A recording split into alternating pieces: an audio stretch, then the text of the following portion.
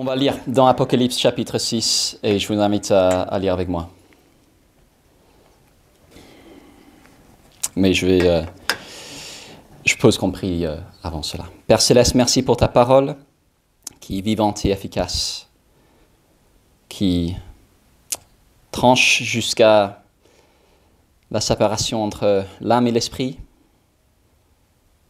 et nul n'est caché de ta voix. Merci pour le privilège et la joie aussi de t'écouter. Et c'est ce que nous voulons te demander de nous aider à faire maintenant. Amen. Apocalypse 6, et je vais lire le chapitre en entier. Je regardais quand l'agneau ouvrit un des 7 sceaux, et j'entendis l'un des 4 êtres vivants dire comme d'une voix de tonnerre, « Viens !» Je regardai, et voici un cheval blanc, celui qui le montait tenait un arc, une couronne lui fut donnée, et il partit en vainqueur et pour vaincre. Quand il ouvrit le second sceau, j'entendis le second être vivant dire « Viens !» Et un autre cheval, rouge-feu, sortit. Celui qui le montait reçut le pouvoir d'ôter la paix de la terre, afin que les hommes s'égorgent les uns les autres. Et une grande épée lui fut donnée. Quand il ouvrit le troisième sceau, j'entendis le troisième être vivant dire « Viens !» Et je regardai, et voici un cheval noir. Celui qui le montait tenait une balance à la main, et j'entendis comme une voix au milieu des 4 êtres vivants. Elle disait « Une mesure de blé pour un denier, et 3 mesures d'orge pour un denier. Quant à l'huile et au vin, n'y touche pas. » Quand il ouvrit le 4e sceau, j'entendis la voix du 4e être vivant dire « Viens !» Je regardai, et voici un cheval d'une couleur verdâtre. Celui qui le montait se nommait la mort, et le séjour des morts l'accompagnait. Le pouvoir leur fut donné sur le quart de la terre pour faire périr les hommes par l'épée, par la famine, par la peste et par les bêtes sauvages de la terre. Quand il ouvrit le 5e sceau, je vis sous l'autel les âmes de ceux qui avaient été égorgés à cause de la parole de Dieu et du témoignage rendu. Ils crièrent d'une voix forte, « Jusqu'à quand, Maître saint et véritable, tardes-tu à faire justice et à venger notre sang sur les habitants de la terre ?» Une robe blanche fut donnée à chacun d'eux, et il leur fut dit de se tenir en repos quelque temps encore, jusqu'à ce que soient au complet leurs compagnons de service et leurs frères qui allaient être mis à mort comme eux. Je regardai quand il ouvrit le 6e sceau. Il y eut un grand tremblement de terre. Le soleil devint noir comme un sac de crin. La lune entière devint comme du sang, et les étoiles du ciel tombèrent sur la terre, comme lorsqu'un figuier secoué par un grand vent laisse tomber ses figues.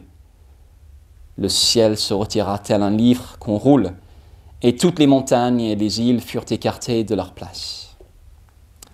Les rois de la terre, les grands, les chefs militaires, les riches, les puissants, tous les esclaves et les hommes libres se cachèrent dans les cavernes et dans les rochers des montagnes. Et ils disaient aux montagnes et aux rochers, « Tombez sur nous et cachez-nous, loin de la face de celui qui est assis sur le trône et de la colère de l'agneau. Car le grand jour de leur colère est venu, et qui pourrait subsister ?» Jusqu'ici la lecture de la parole de Dieu. Et Étienne, je vais te demander juste de me passer le dossier qui est à tes pieds, s'il te plaît. Avec le texte, c'est encore mieux.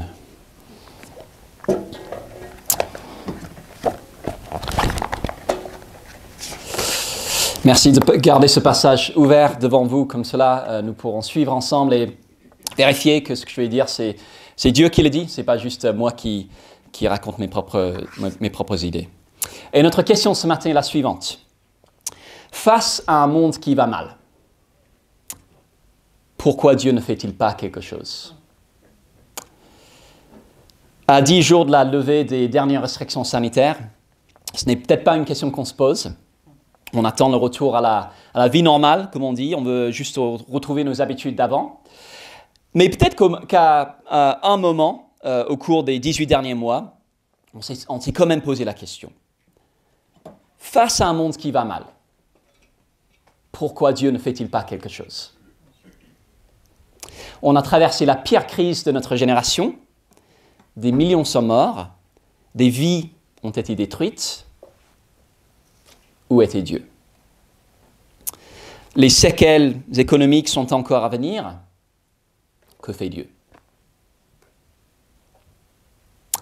Précisons un petit peu la question. Si on est chrétien et qu'on croit que Jésus est mort pour nos péchés, qu'il est ressuscité et qu'aujourd'hui il siège au ciel, pourquoi a-t-on encore tous ces problèmes?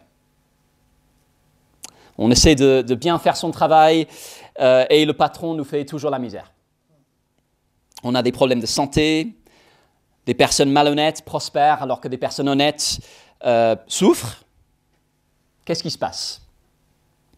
Si Jésus est le roi revêtu de la plus haute autorité, pourquoi ne prend-il pas les choses en main? Et ça peut être un vrai blocage par rapport à la foi chrétienne. Et si c'est votre cas, on est ravis que vous soyez là ce matin. Comment croire en un Dieu qui n'intervient pas dans un monde qui souffre? Face à un monde qui va mal, pourquoi Dieu ne fait-il pas quelque chose? On parcourt le livre de l'Apocalypse, qui commence par des messages à 7 églises du 1er siècle, en ce qui est aujourd'hui la Turquie. Et notre question, c'est une question que plusieurs de ces églises se seraient certainement posées. Elles souffraient, elles étaient calomniées, marginalisées, et dans une de ces églises, quelqu'un s'était déjà fait tuer pour sa foi. Et on les imagine se demander, mais pourquoi Dieu ne fait-il pas quelque chose? D'autres églises, comme celle à Laodicée, qu'on a vue il y a 2 semaines, étaient au contraire très confortables. Et pour elles, l'impression que Dieu laissait faire ne posait peut-être pas problème. Ça va, on est tranquille. En fait, on n'est pas sûr de vouloir que Dieu vienne chambouler les choses. Et puis dimanche dernier, on a pris de la hauteur pour aller contempler la salle du trône de Dieu où on a assisté à une scène très étonnante. Dieu, qui siège au-dessus de tout, tenait dans sa main un livre scellé de 7 sceaux. Un livre qui, dans ce langage imagé, représentait rien de moins que la venue de son règne sur la terre, c'est-à-dire son intervention décisive pour reprendre le monde en main. Et dans l'univers entier, le seul trouvé digne de recevoir ce livre et d'ouvrir les sceaux, c'était Jésus. Celui qui, par sa mort, avait rendu possible à des personnes d'être pardonnées et d'avoir une place dans son royaume. Mais alors la question qu'on devrait se poser, c'est qu'est-ce qui va se passer ensuite, maintenant que Jésus a reçu ce livre? C'est comme si le passage de dimanche dernier s'était terminé par « to be continued », à suivre. Quand ce livre qui décrit la venue du royaume de Dieu sur la terre commence à être ouvert, ça ressemble à quoi? Et c'est ce qu'on va voir ce matin. On va voir que face à un monde qui va mal, Dieu ne reste absolument pas sans rien faire. Au contraire, son intervention a déjà commencé. Mais simplement, elle ne prend peut-être pas la forme qu'on attendrait. Et ce passage est là à la fois pour nous rassurer et aussi pour nous réveiller. Parce que pour ceux qui ont les yeux pour voir, Dieu est déjà en train de tourner la page sur notre monde pour établir son royaume. Voyons ça ensemble. 3 points. Le jugement du monde a déjà commencé. Le jugement final est déjà prévu et le jugement final sera total. Je relis à partir du verset 1. Je regardais quand l'agneau ouvrit un des 7 sceaux, et j'entendis l'un des 4 êtres vivants dire comme d'une voix de tonnerre, « Viens !» Je regardais, et voici un cheval blanc. Celui qui le montait tenait un arc, une couronne lui fut donnée, et il partit en vainqueur et pour vaincre. Quand il ouvrit le second sceau, j'entendis le second être vivant dire « Viens !» Et un autre cheval, rouge feu, sortit. Celui qui le montait reçut le pouvoir d'ôter la paix de la terre, afin que les hommes s'égorgent les uns les autres, et une grande épée lui fut donnée. Quand il ouvrit le troisième sceau, j'entendis le troisième être vivant dire « Viens !» Je regardai, et voici un cheval noir. Celui qui le montait tenait une balance à la main. Et j'entendis comme une voix au milieu des 4 êtres vivants, elle disait « Une mesure de blé pour un denier, et 3 mesures d'orge pour un denier. Quant à l'huile et au vin, n'y touche pas. » Quand il ouvrit le 4e sceau, j'entendis la voix du 4e être vivant dire « Viens !» Je regardai, et voici un cheval d'une couleur verdâtre. Celui qui le montait se nommait la mort, et le séjour des morts l'accompagnait. Le pouvoir leur fut donné sur le quart de la terre pour faire périr les hommes, par l'épée, par la famine, par la peste et par les bêtes sauvages de la terre. La première chose à voir, c'est qu'en fait, Dieu a déjà commencé à intervenir pour juger une humanité rebelle. Jésus reçoit le livre, ouvre les 4 premiers sceaux et libère 4 cavaliers. Alors, je ne sais pas ce qu'évoquent pour vous ces images. Elles pourraient faire un peu peur. Elles ont inspiré beaucoup d'artistes au cours de l'histoire et même certains groupes de métal, apparemment. Je ne sais pas qui écoute ce genre de musique. Et en voyant ces œuvres d'art, on pourrait avoir l'impression qu'on parle d'un autre monde que le nôtre. On a l'impression d'un décalage avec notre réalité. Mais on doit se souvenir que ce sont des images, pas une description littérale. On a dit au début de cette série sur l'Apocalypse que ce livre vise à nous donner comme des lunettes 4D pour voir le monde de la perspective de Dieu. On nous présente des images pour nous aider à comprendre des réalités souvent très banales selon la perspective de Dieu. Et ici, il s'agit très clairement de jugement sur l'Empire romain. L'Empire romain qui, à l'époque, exigeait qu'on rende un culte à César et qui persécutait ceux qui refusaient de le faire, comme les chrétiens. Il y a d'abord le cheval blanc avec son cavalier armé d'un arc qui part en vainqueur. Au 1er siècle, le grand vainqueur, c'était César. Ça devait être César en tout cas, celui à qui rien ne résistait. Comme tous les grands empires, l'Empire romain avait bâti sa réputation sur la soi-disant invincibilité de son leader. Mais ici, on a un vainqueur barbare. L'arc, c'était l'arme des barbares, qui part triompher sur les armées romaines. César, pas si invincible que ça. Ensuite, il y a le cavalier sur un cheval rouge qui ôte la paix de la terre. La propagande romaine avait propagé l'idée de la Pax Romana, la paix romaine. Tant que vous êtes soumis à César, vous êtes en sécurité. Mais ici, les fissures dans la propagande romaine vont commencer à apparaître. Des insurrections, de la criminalité, du terrorisme vont sévir dans l'Empire. La promesse de protection totale, si on acceptait la soumission totale, des paroles en l'air. Le 3e cavalier sur un cheval noir, c'est la crise économique. On en a connu une il y a seulement une dizaine d'années. Encore une fois, Rome promettait non seulement la sécurité, mais aussi la prospérité. C'était un peu comme l'Union européenne. Tant qu'on était dedans et qu'on suivait les règles, on avait la promesse de pouvoir faire du commerce et s'enrichir. Mais encore une fois, Dieu intervient contre Rome. Et on n'est peut-être pas très versé dans le système de tarification du 1er siècle, mais c'est pris. 1 mesure de blé pour un denier, 3 mesures d'orge pour un denier. Disons simplement que c'était beaucoup, beaucoup plus cher que la normale. Il y a de l'hyperinflation. Les prix explosent et les gens arrivent à peine à se nourrir. Et enfin, le 4e cavalier, c'est juste le chaos généralisé. Il y aura des famines, des épidémies, la civilisation envahie par des bêtes sauvages, Rome qui se montre impuissant face au plus grand ennemi, la mort. Et c'est vrai que ces choses ont de quoi nous troubler. Mais en fait, si on est chrétien, on est censé les voir comme une bonne nouvelle. Je m'explique.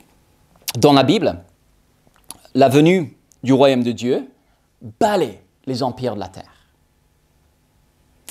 Dans le livre de Daniel, il y a cette image du royaume de Dieu comme une pierre qui écrase les royaumes injustes et idolâtres des hommes. Et donc, en voyant l'Empire romain chanceler, on est censé être encouragé.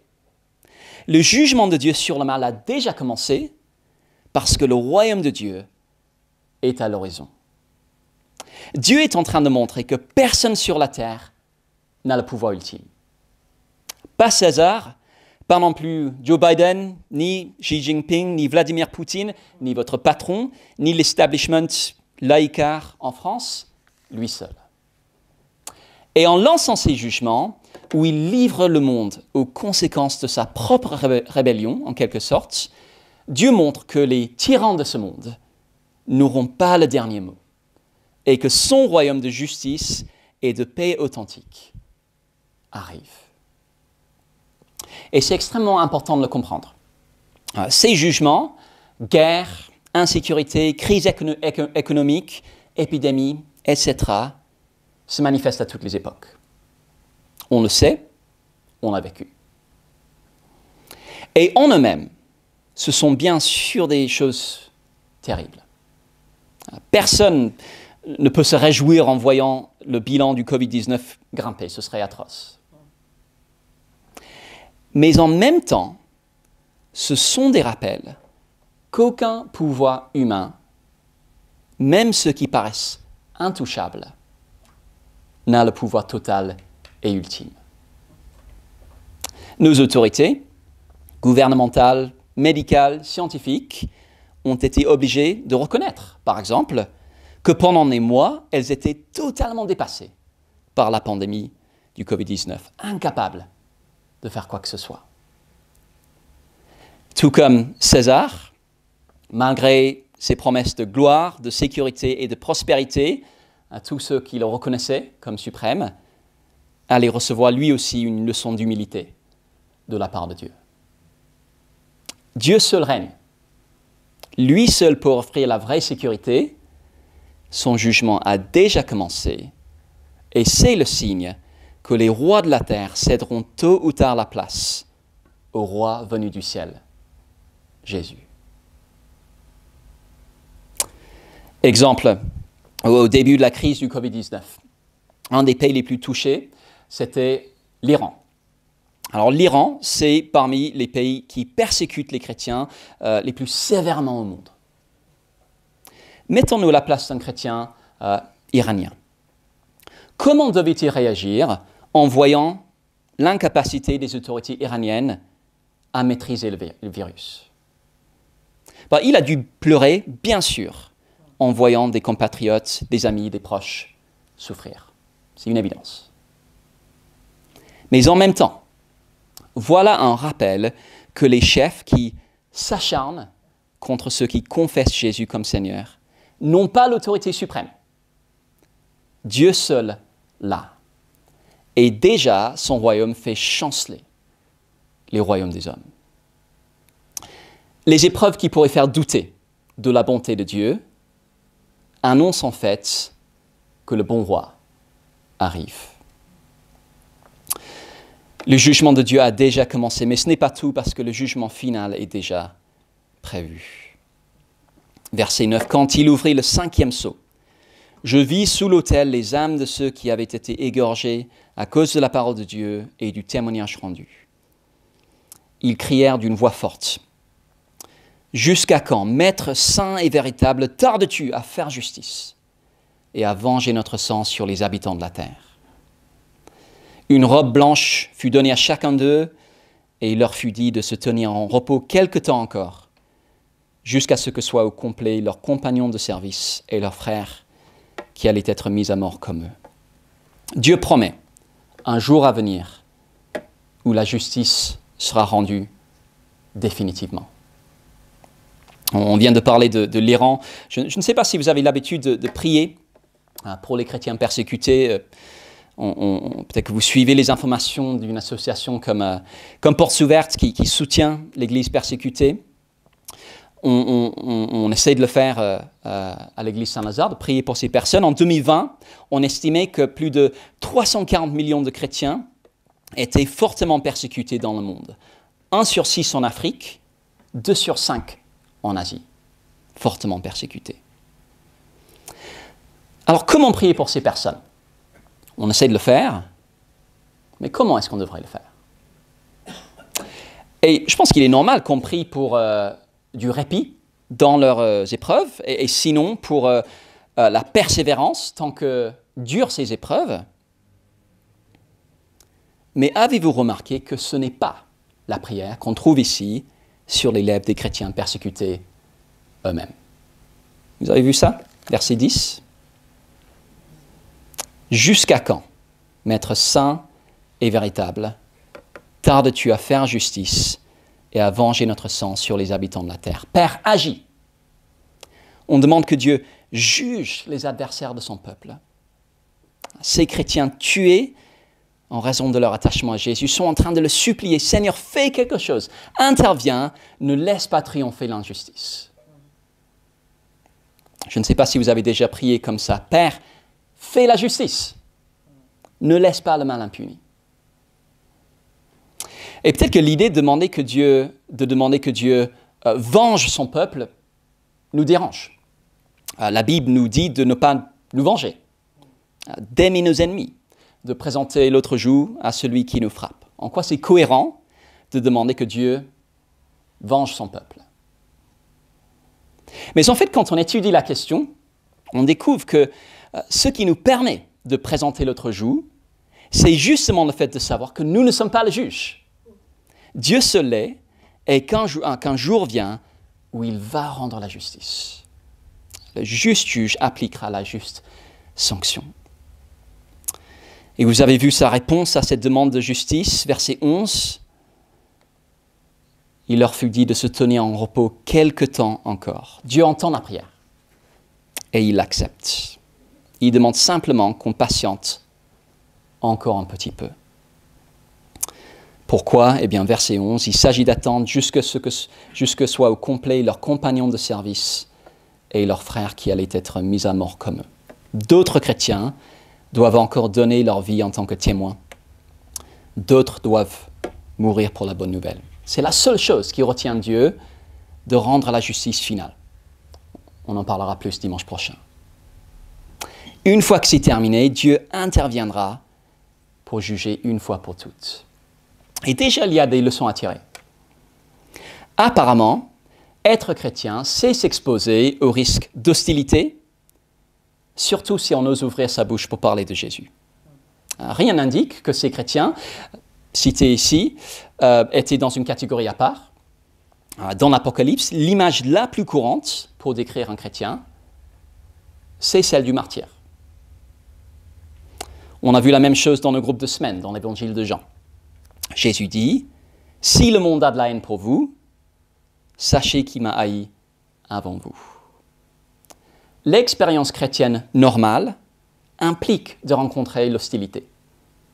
Pas toujours de la même façon ou au même degré, mais toujours dans une certaine mesure. Mais surtout, ne passons pas à côté du message central. Un jour de jugement final est prévu. Il y aura un jour où l'injustice sera punie.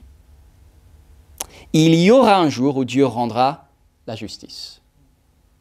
Et si vous êtes comme moi, on n'y pense pas du tout assez. Ça paraît un peu abstrait, un peu irréel, mais pour Dieu, la date est déjà fixée. Elle est déjà dans son agenda, il va juger de façon définitive. Et c'est une bonne nouvelle. On réclame tous la justice, quand vous êtes devant le football ou le tennis et que vous criez « Mais arbitre, c'est pas possible !» vous réclamez la justice. À combien plus forte raison quand il s'agit de vraies injustices? Et que Dieu ait déjà fixé la date, c'est une bonne nouvelle, parce que c'est de cette façon qu'il va reprendre en main un monde qui va mal.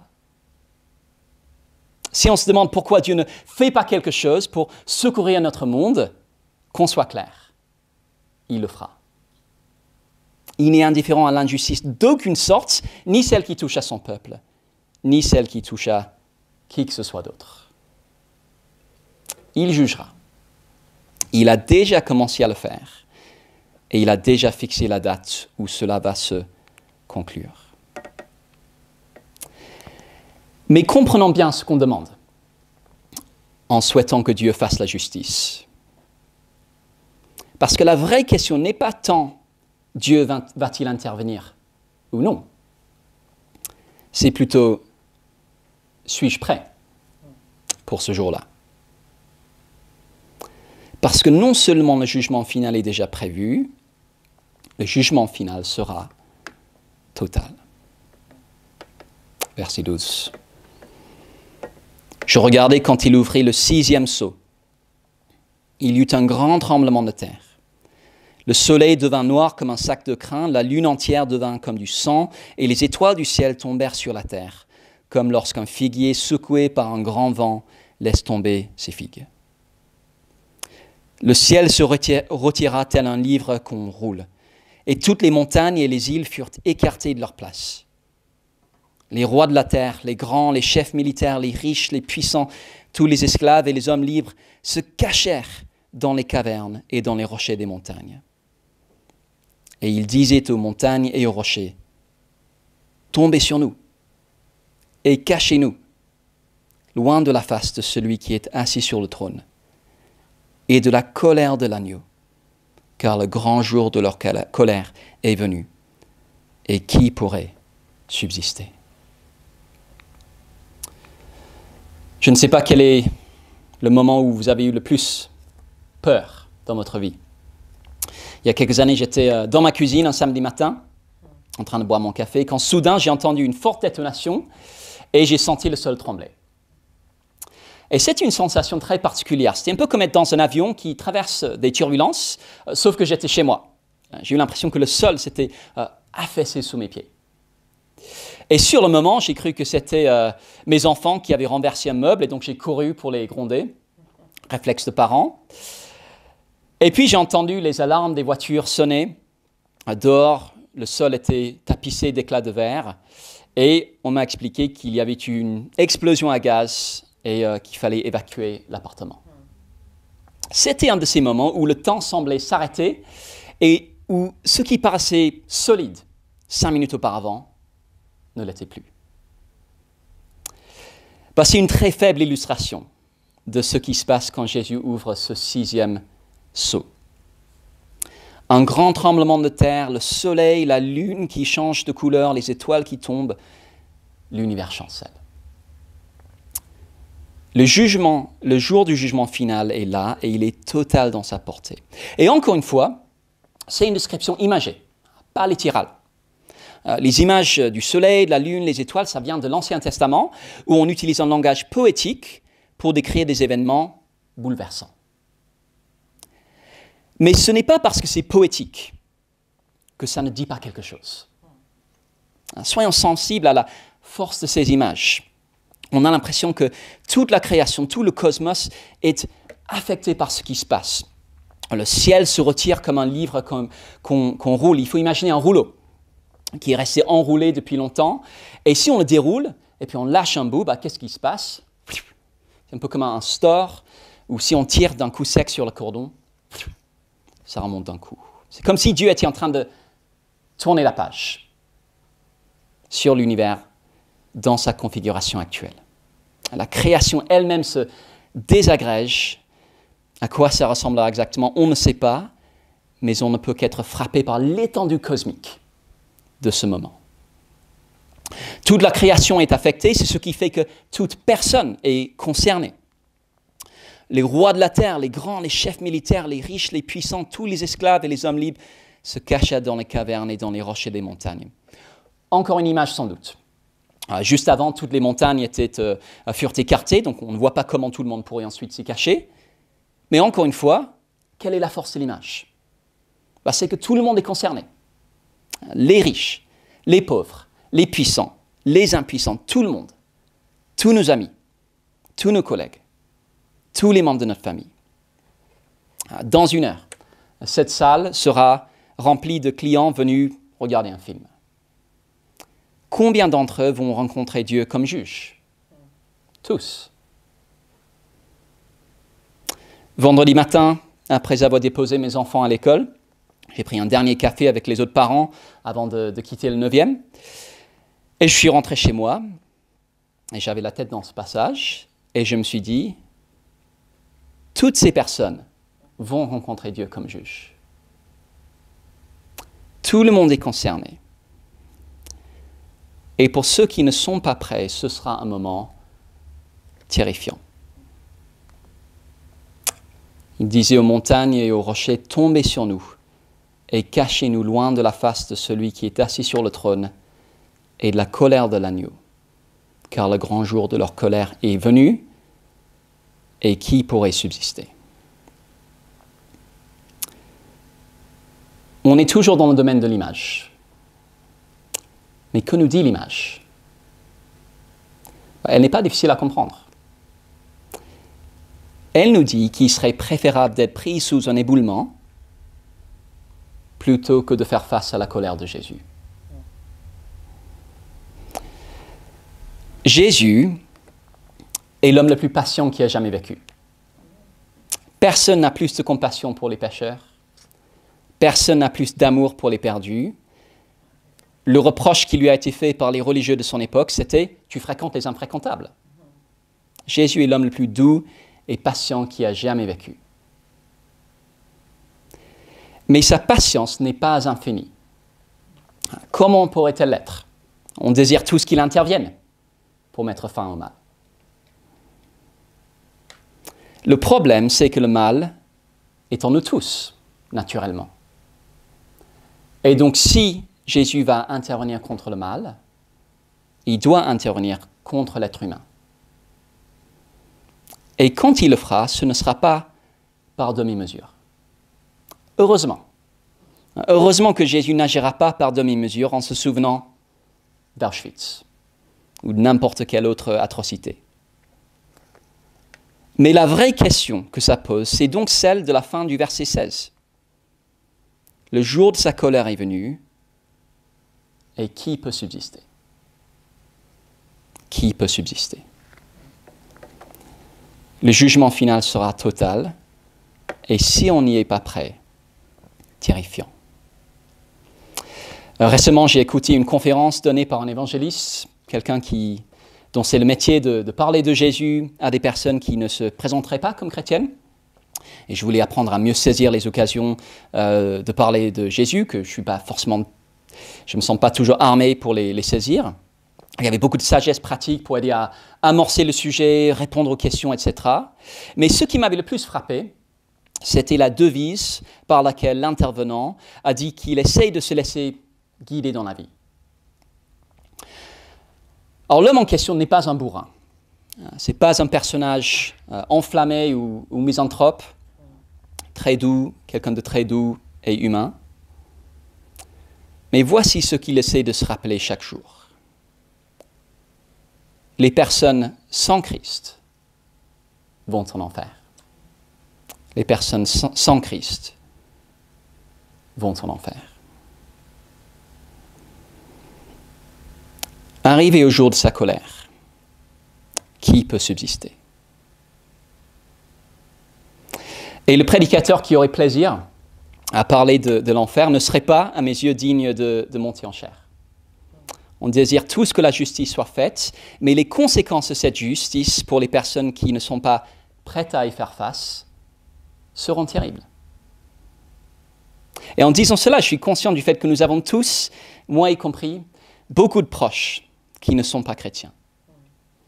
Et donc c'est par amour qu'on doit prendre au sérieux l'avertissement de la Bible et le dire les larmes aux yeux, comme Jésus l'a fait.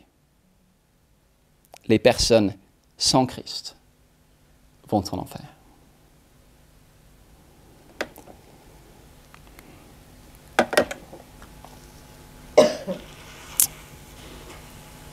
Il y a pourtant une lueur d'espoir dans ce texte.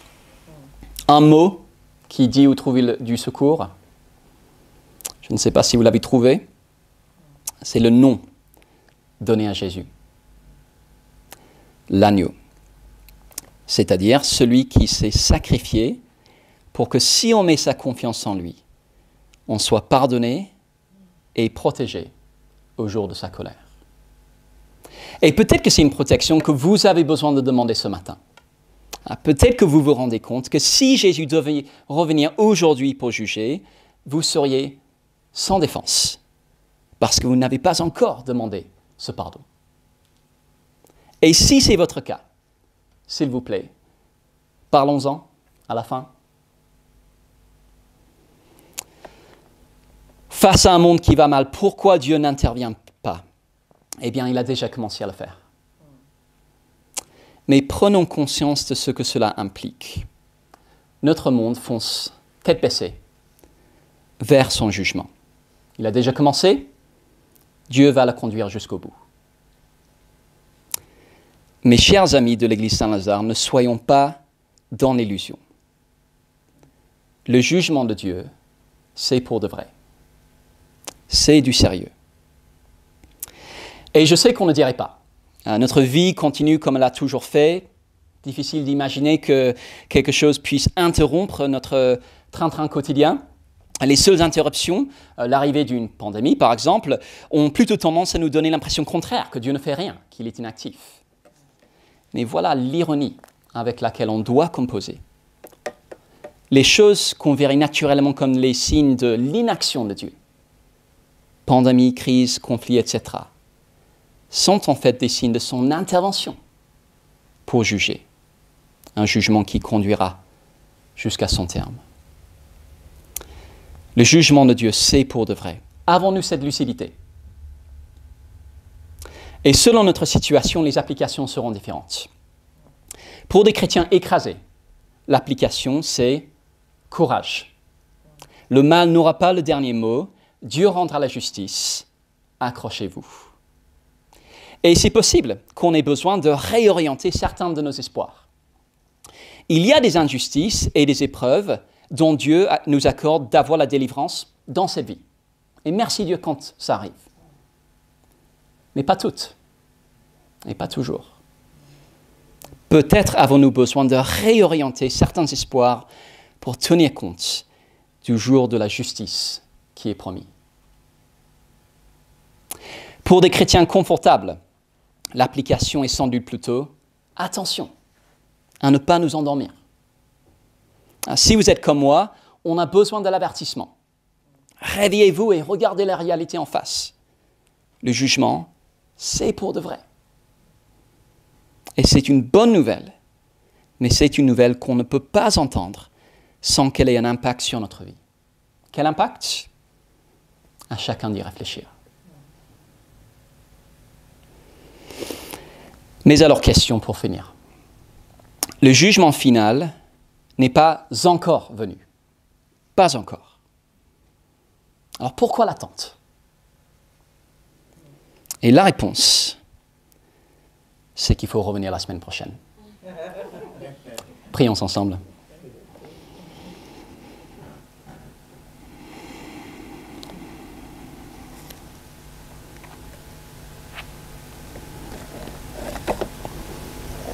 Notre Dieu, notre bon Père Céleste, nous l'avons chanté. Si tu comptais tous nos péchés, qui vivrait? Mais nous entrons purifiés par le sang de l'agneau. Merci Père Céleste pour ta justice. Merci parce que tu ne laisseras pas le mal avoir le dernier mot. Merci pour ton intervention, pour établir ton royaume. Mais on est conscient du fait qu'en nous-mêmes, on n'est pas armés ou prêts à faire face à ta justice. Et c'est pourquoi nous voulons te remercier pour Jésus qui, dans sa compassion immense, nous offre la possibilité de la réconciliation avec toi. Et la possibilité d'affronter, de t'affronter, de paraître devant toi avec confiance. Père Céleste, que nous puissions pas partir d'ici sans être conscients de cette réalité, de ta justice, et accorde à nous tous de mesurer les enjeux et les implications pour notre vie. Au nom de Jésus. Amen.